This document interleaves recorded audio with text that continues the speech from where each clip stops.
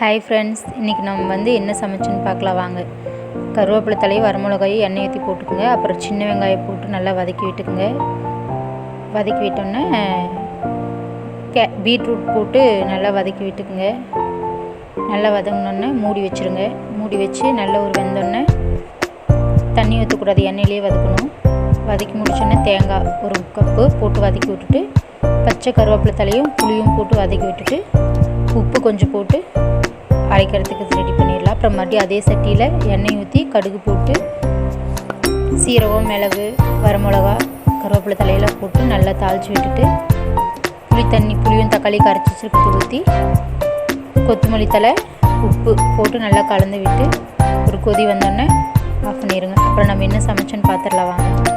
Beetroot chutney, ரசம், அப்புறம் white rice, அவ்வளோதான். வாங்க சாப்பிட்லாம்.